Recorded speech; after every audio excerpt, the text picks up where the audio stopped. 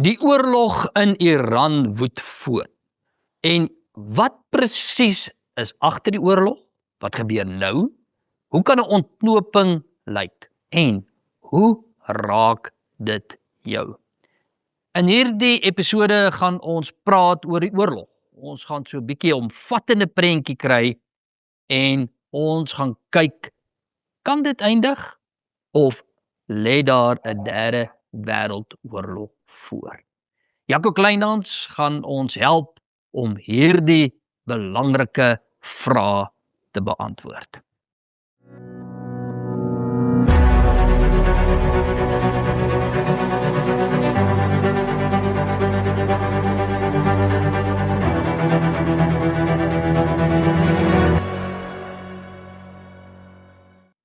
Jaco, welkom by ons. Kom ons begin so 'n bietjie by die makro prentjie. So op die oog af kan mens sê, maar hoorie, hierdie is 'n Midde-Oosterse dispuut, is eintlik tussen Israel en Iran. Amerika toegetree, was dit wys of wat was die groot makro rede waarom Amerika ook tot hierdie oorlog toegetree het?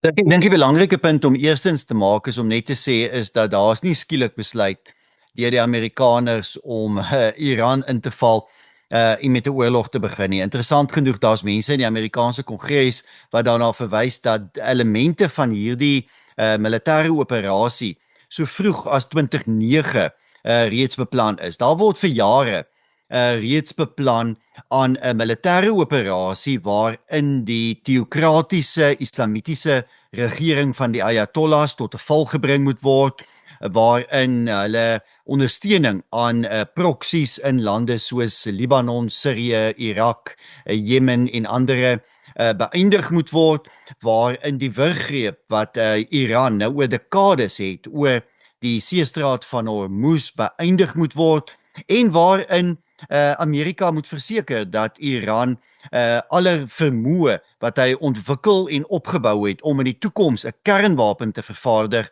vernietig moet word. So dit is 'n baie lang en ou stryd wat die Amerikaners al baie jare oor dink, wat baie vorige Amerikaanse presidente, veral Barack Obama, voor homself George W. Bush, oorweeg het, maar wat elke keer te riskant was, waar almal gesê het Iran is militêr te sterk, sy proksiegroepe in die ander Midde-Oosterse lande het baie goeie wapens, is in 'n sterk posisie, en dat die hele Midde-Ooste eintlik totaal ontwrig sou word indien Amerika sou besluit om so 'n oorlog te ontketen. Dis die, kom ons sê, die 10 tot 20 jaar werklikheid. Daar's ook, as ek dit vinnig kan noem, 'n langer werklikheid, 'n 100 jaar werklikheid, wat ons ook nie uit die oog moet verloor nie. Amerika is die afgelope eeu betrokke by Iran, in Iran, op verskillende maniere. En daardie betrokkenheid het te maak met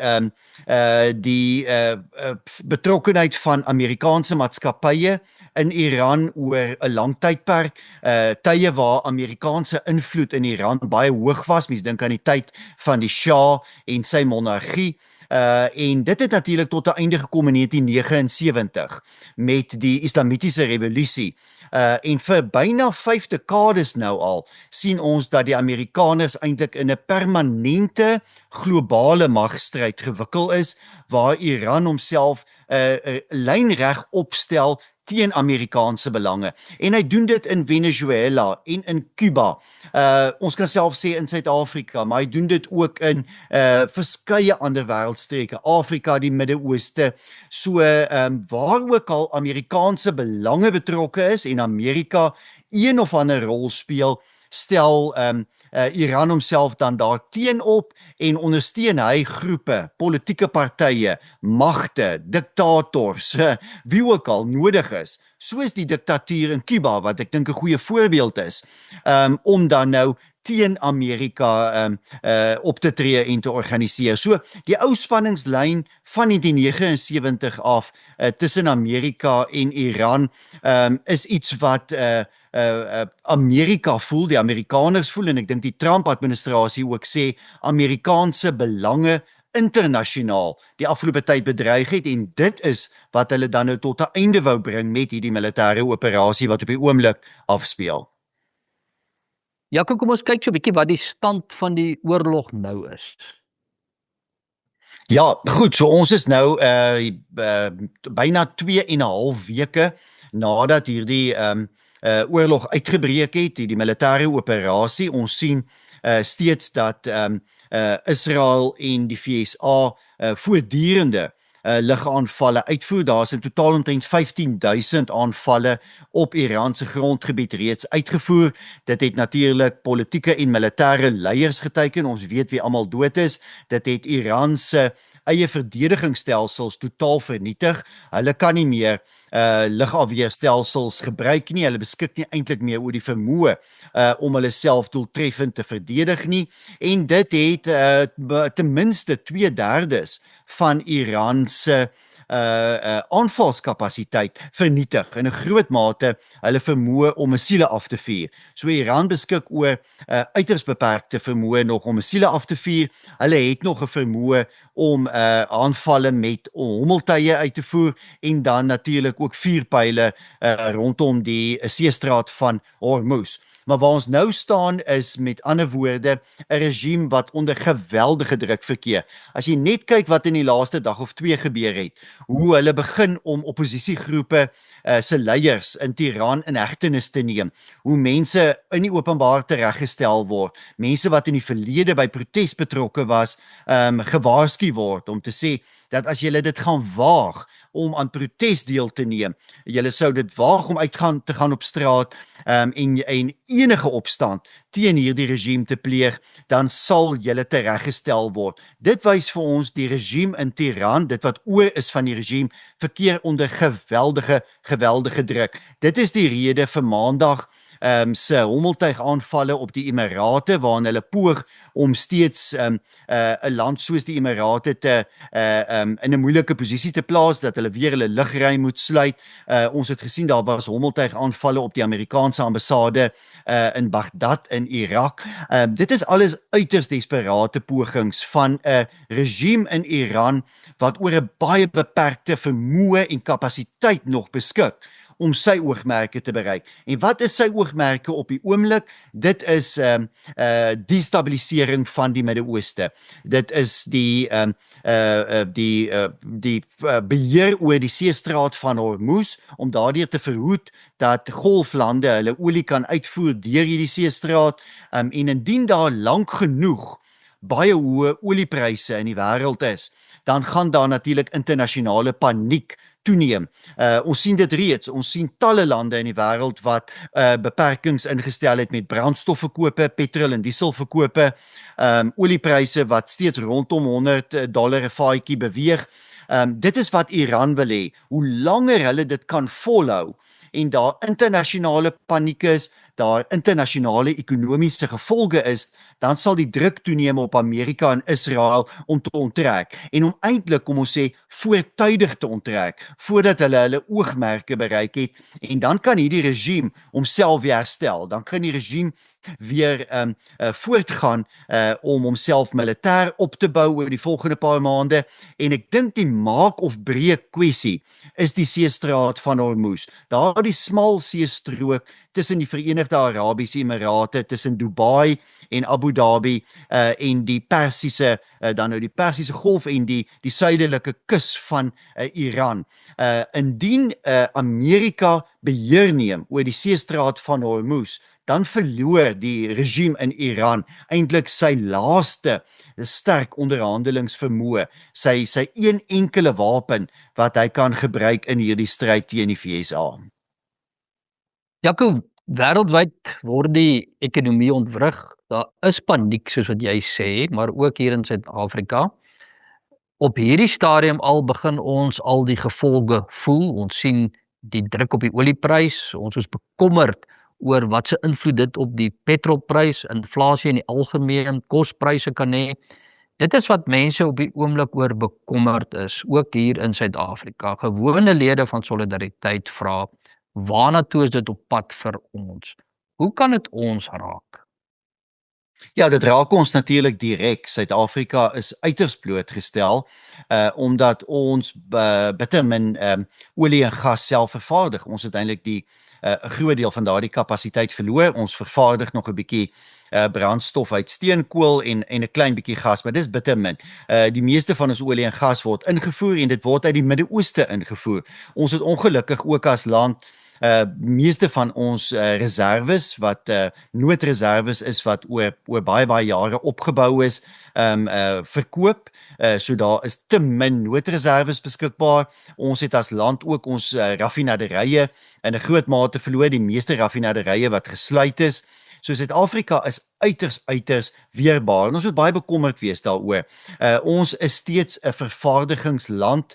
As jy na die Vaal-driehoek gaan, as jy na die Oosrand gaan, na baie plekke, is daar groot bedrywe waar glas geproduseer word, plastiek geproduseer word, soveel ander produkte wat volledig afhanklik is van olie en dan sekondêr ook gas wat uit die Midde-Ooste uitkom. So ja, ons brandstofpryse gaan styg begin April sonder twyfel, 4-5 rand 'n liter en dit gaan vir almal van ons baie pynlik wees, dit gaan baie sleg wees.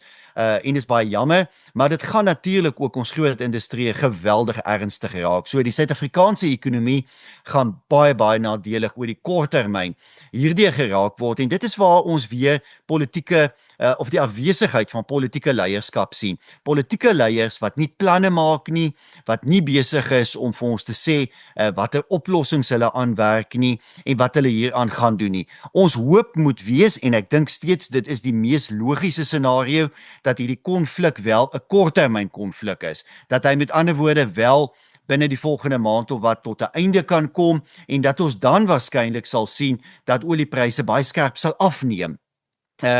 So laag as moontlik 60-65 dollar vir 'n vaatjie olie en dat daar 'n skielike toename op die internasionale mark sal wees in olie, dat daar 'n ooraanbod eintlik vir 'n kort tydjie sal wees. En dit sal dan natuurlik weer goed wees vir ekonomiese herstel. Indien dit die geval is, beteken dit dat ons baie negatiewe gevolge vir die Suid-Afrikaanse ekonomie vir omtrent 'n maand en 'n half lank sal hê. En dit moet op maniere bestuur word. Jy verwag 'n regering wat 'n noodplan sal hê met noodmaatreëls wat hy kan aankondig om sy eie industrie te beskerm, om werksverliese te verhoed, om produksieverliese te verhoed en natuurlik die gewone burgers te beskerm teen 'n skielike stygings in olie en dan nou gevolglik petrol en dieselpryse, maar ook gas natuurlik, baie Suid-Afrikaanse sektore en huishoudings wat ook afhanklik is van gasinvoere. Ons sien ongelukkig op die tydstip dit nie en daarom moet ons dus bekommerd wees daaroor. Suid-Afrika betaal altyd 'n prys vir geopolitiese stryd. Daar is maklike maniere waarop ons kan motiveer waarom Israel bedreiging voel deur Iran. En dit maak heeltemal sin. Dat Israel bedreig voel deur Iran, dat hy 'n bestaanskrisis voer as Iran hom bedreig, as Hezbollah vanuit Libanon hom bedreig. Dieselfde met Amerikaanse belange in die Midde-Ooste. Die werklikheid is dat hoewel ons geografies baie ver verwyderd is daarvan, ervaar ons wel die gevolge baie direk hier by ons. En dit is jammer dat Suid-Afrika nie al in die verlede byvoorbeeld sy olie- en gasinvoere beter gediversifiseer het en groter noodvoorrade opgebou het nie. Ja, kom onmiddellik as mens praat oor die oorlog in Iran en jy raak bekommerd oor kan dit 'n korttermynoorlog wees, 'n langtermynoorlog, dan sê mense maar onthou Irak. Die langtermyn, dis eintlik 'n onafgehandelde oorlog. Wat is die moontlikheid dat die Iran-oorlog eintlik 'n lang uitgerekte oorlog gaan wees met implikasies vir die wêreld vir baie lank? Dit is op hierdie stadium onwaarskynlik en sou redelik katastrofies wees vir die wêreldekonomie want Irak en Iran is twee verskillende lande. Jy kan die twee nie regtig vergelyk nie en die Amerikaanse oorlog en wat hulle in Irak gevoer het ander oogmerke gehad uiteindelik. En Amerika wat daar op 'n punt so vasgeval het dat hulle natuurlik baie moeilik kon onttrek. Kyk, Amerika sou vandag sy militêre operasie in Iran kon beëindig en onttrek, en dan sal ons waarskynlik in 'n groot mate weer kon teruggaan na 'n situasie voor hierdie oorlog, behalwe natuurlik dat die spanningslyn tussen Iran en die Golflande en daardie verhouding natuurlik dan totaal anders sou lyk, maar Iran wat dan natuurlik sy magsposisie oor die seestraat van Hormuz sou behou. Indien die oorlog in Iran 'n langtermyn oorlog moet raak en dit moet verdiep, sou dit beteken dat Amerika soldate na die gebied sou stuur en dat daar met ander woorde 'n langtermyn ontwrigting van die streek sou wees. Nou dit sal natuurlik katastrofies wees vir die Verenigde Arabiese Emirate, vir Qatar, Saudi-Arabië, Bahrein en Kuwait. Dit is vir al die lande wat hulle olie en gas deur die seestraat van Hormuz uitvoer. En hierdie lande sal dit eenvoudig nie kan hanteer nie. Jy moet onthou, hierdie lande is nie net afhanklik van die seestraat van Hormuz nie, maar hulle is ook afhanklik van 'n veilige en vrye lugruim.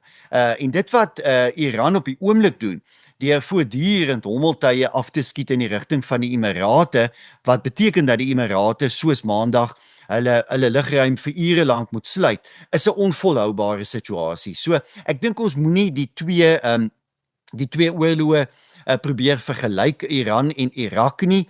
Ek dink die oogmerke met hierdie militêre operasie in Iran kan opgesom word om te sê dat Iran moet nie toegelaat word om 'n kernwapen te vervaardig nie. Daarom wil Amerika beheer neem oor die verrykte Iran wat in Iran is, en hulle wil alle kernaanlegte vernietig. Dit is die eerste oogmerk. Die tweede oogmerk is om die regime dramaties te verswak, indien jy nie van hom heeltemal ontslae kan raak nie. Jy wil met ander woorde soveel as moontlik leiers doodmaak. Dan wil jy seker maak dat Iran homself nie maklik en vinnig kan verdedig nie, en dat hy nie maklik en vinnig weer wapens kan vervaardig nie. Ons het oor die afgelope dae reuse aanvalle gesien op byna al die wapenvervaardigingsaanlegte in Iran. En dan die finale oogmerk is die seestraat van Hormuz, om die seestraat van Hormuz te beveilig. Onthou, sedert 1979 gebruik Iran sy invloed oor die seestraat van Hormuz, sy vermoë om aanvalle op skepe in die seestraat uit te voer, gebruik hy dit nog altyd teen al sy opponente. Hy dreig al vir 45 jaar dat hy die seestraat van Hormuz sal sluit, en nou het hy dit gedoen. Hy het dit effektief gedoen met aanvalle verlede week op 5 olietanksskepe. Die vraag is of Amerika met 'n breër front van vriende, miskien die Verenigde Koninkryk en Frankryk en natuurlik die Golflande, daarin kan slaag om Iran terug te stoot, Iran se aanvalle op die seestraat te beëindig en daardeur eintlik internasionale beheer oor hierdie seestraat te herstel. Indien dit kan gebeur oor die volgende 2-3 weke, dan kan Amerika onttrek uit hierdie oorlog sonder dat daar noodwendig 'n regeringsverandering in Teheran plaasgevind het, sonder dat daar soos in Irak 2 dekades gelede 'n volledige regimeverandering nodig was.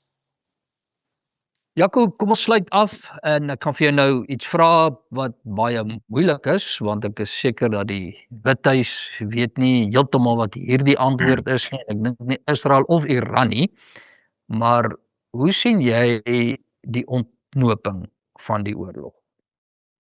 Ja, goed, hierdie oorlog moet baie vinnig wel ontknoop word. En as mens luister na president Donald Trump en jy luister na Israel se militêre leiers, praat hulle almal van nog 2 of 3 weke. Hulle praat van omtrent nog 'n 5000 lugaanvalle wat hulle wil uitvoer, dit nadat 15000 aanvalle reeds uitgevoer is. Hulle wil waarskynlik die laaste plekke wat hulle deur intelligensie, maar ook met satelliete en ander tegnologie opspoor van waar Iran aanvalle uitvoer met veral hommeltuie, maar ook aan die kus met vuurpyle. Hulle wil dit vernietig. So hulle wil seker maak dat Iran minder as 5% van sy aanvalskapasiteit oor het. Dan wil Amerika met sy vloot baie sterk inbeweeg in die seestraat van Hormuz, moontlik saam met die vloot van ander lande, die Emirate, Brittanje, miskien Frankryk, andere, en hy wil seker maak dat Iran nie meer aanvalle op olietanksskepe kan uitvoer nie. Hulle wil eintlik olietanksskepe vergesel en begin seker maak dat olietanksskepe stadig maar seker weer deur die seestraat van Hormuz beweeg. Die vraag waarop ons nie 'n maklike antwoord het nie is hoe gaan die regering in Iran lyk na 'n konflik? Na 2 of 3 weke en Iran Amerika hou nou op en Israel hou op met hulle aanvalle. Is 'n revolusie moontlik? En mense is bekommerd daaroor met die geweldige aanslag wat daar die afgelope paar dae op oppositiegroepe was. Die oorblyfsels van die regime. Ten spyte daarvan dat die polisie verswak is in Iran, geweldig. Dat die revolusionêre wag geweldig verswak is met die meeste van hulle kantore wat totaal vernietig is hulle steeds baie dreigend teenoor enige revolusie. So ons sien nie op hierdie tydstip tekens van 'n revolusie nie. Dit sou natuurlik vir die Amerikaners eerste prys wees, né? As daar 'n revolusie, 'n interne revolusie begin plaasvind in Iran, maar dit hoef nie noodwendig plaas te vind nie. Op een of ander tydstip sal daar 'n skikking moet plaasvind en waarskynlik 'n skikking wat elemente van die huidige regime in Teheran in stand hou, maar met baie beperkte verdedigingsvermoë, uiters beperkte aanvalsvermoë en natuurlik byna geen vermoë om meer proksies soos Hezbollah en Hamas en die Houthis en die 5 groepe in Irak wat natuurlik almal bande met Iran het te bly ondersteun nie. Ek dink as dit kan gebeur, sal die Amerikaners tevrede wees om te onttrek. Dan sou jy 'n verswakte regime in Teheran hê wat nie voort kan gaan met aanvalle nie en miskien 'n bietjie van 'n langer Amerikaanse vloot teenwoordigheid in die seestraat van Hormuz. Dit kan miskien nog maande voortduur, maar dan sal die aanvalle stop en daar sal waarskynlik een of ander soort van skikking wees waar die Amerikaners en Trump kan sê dit is vir hom 'n oorwinning, né? Ons het die seestraat van Hormuz beveilig. Iran hou nie meer 'n veiligheidsbedreiging in nie. Hulle kan nie meer 'n kernwapen vervaardig nie. Ons missie het geslaag.